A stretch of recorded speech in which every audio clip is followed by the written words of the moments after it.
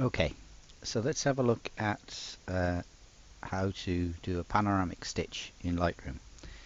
Currently in the library module up here of Lightroom, and this is some photographs I took while I was away on Sky. I've flagged these three here as individual photos to actually stitch together. There's 1, 2, 3.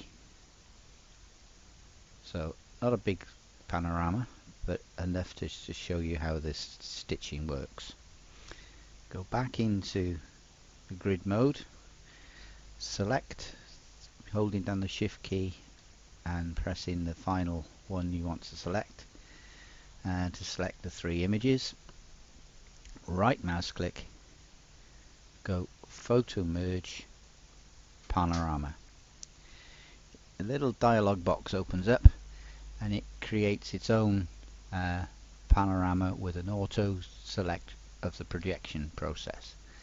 Now you can take that off if you want and select one of the other systems, and you can see it shows you a different view each time. Okay, perspective is not one that you'd use this kind of image, so I would either use cylindrical or spherical for this. I think spherical works quite fine, which is what the auto had selected, and I've left off auto crop at the moment, but if you click auto crop, it then crops the image to how Photoshop decides it needs to. On some of the newer versions of Lightroom, you do get an option to actually allow Photoshop to establish the areas that are white. So if I click that back off, it will actually sample the image and try to create something that fits into this white area and shows the photo up completely. Now while you're in this mode, before you actually crop it or before you do anything with it, this auto crop, you can see I've got a plus on the arrow there. I can click the plus button and it'll take me into a better view, slightly closer view, just to make sure you've got no anomalies within it. Once you're happy with what it looks like, you click merge. Up in the top here you will find Photoshop is creating the panorama, working its magic, and it can take a couple of minutes to do that. Now these shouldn't take too long because there's only 3 photos, but if you're doing a big stitch that's got maybe 8 or 9 images, you could take 5 minutes or more to actually stitch the images together. These are all raw files, so all the images were taken in raw files. They've had no adjustments made to them at all yet. Right? They would have purely been selected and flagged just so that I knew which ones to use. Now it's created an image here, which is this one, which is the stitched image, and you can see from that that it's recreated this image as a DNG file. If I double click on it, let's let it load, you can see it's done a pretty good job of creating the panorama. Now just to make absolutely certain, I'll go into 100% using the navigation window up here.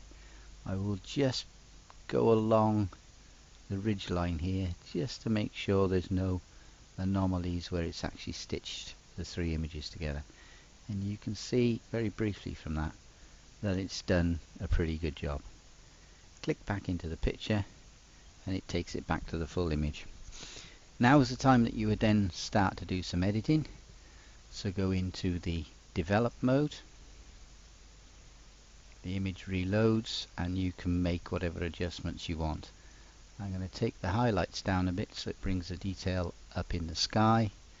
I'm going to increase the shadows so that it brings up the information that's in these shadow areas here.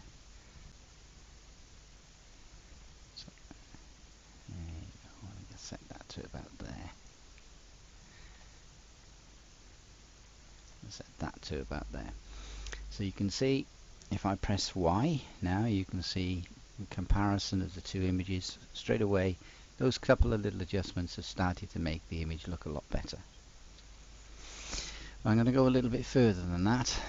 I'm going to darken the sky slightly using the graduated filter. Take the exposure down only by about 1/3 of a stop. Click and drag it down like so. And that's darkened the sky just a touch. I would like to lighten these areas up here, and I can use one or two methods for that. I can use the adjustment brush, or I can use a radial filter. In this instance I'm going to use a radial filter, because I'm just going to put the radial filter on here. You notice it's creating a radial filter there. Invert the mask and increase the exposure. Now I want to make this into something particular.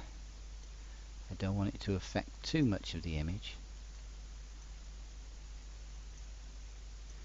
Bring that out about there a touch. I want to increase the brightness, but I also want to increase the warmth a touch. I'm going to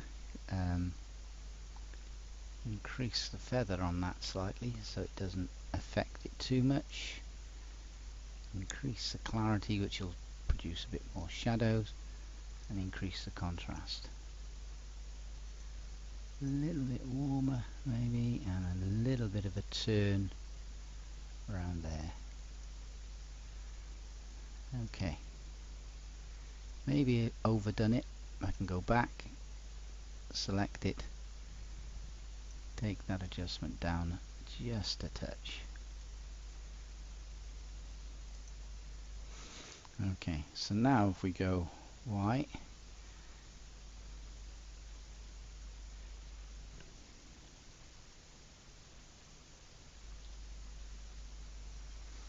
you can see I've made quite a difference to that image. And there you have the first panorama. Now I would also go in, most probably make adjustments to spots and things like that.